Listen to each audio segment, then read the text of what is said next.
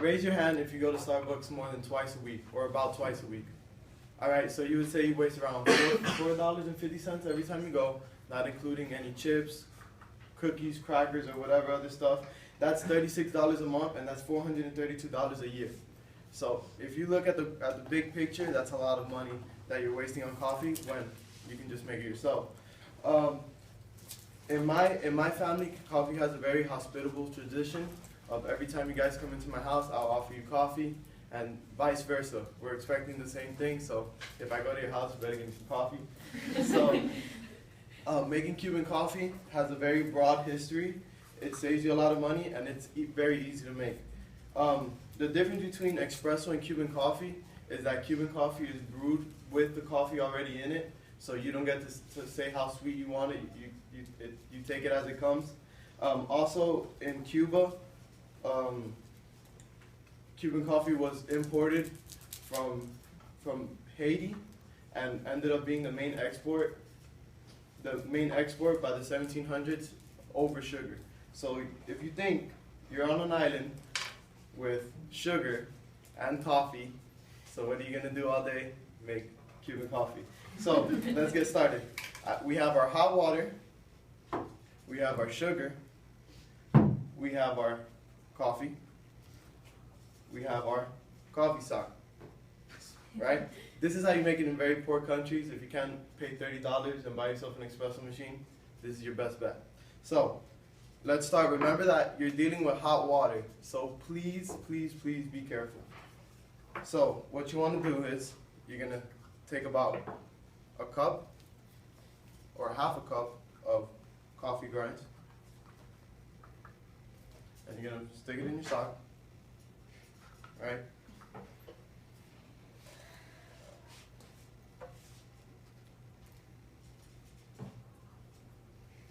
Now, you're going to get yourself about 2 tablespoons of sugar.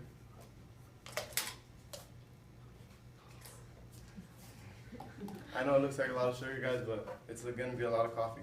So, what you want to do in the beginning, before you add more coffee, is you're just going to add about 1/8 of a cup of water. Right?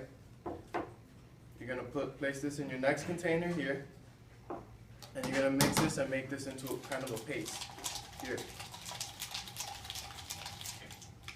Now, you're going to take your sock and you're going to add a little more coffee.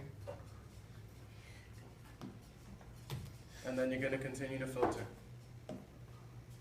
So how this made is that basically, as you see, that the hot water is basically just filtering the coffee through, and it's going to end up giving you your kind of espresso.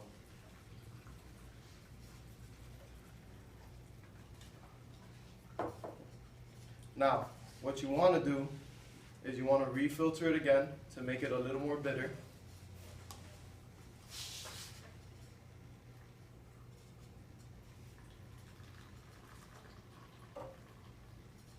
And then after you're done, you're going to mix in your sugar.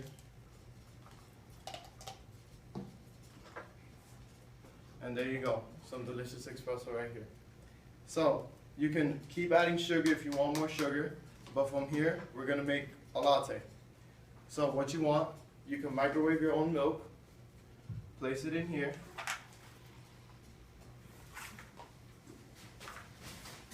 You're going to want to add about 80-20.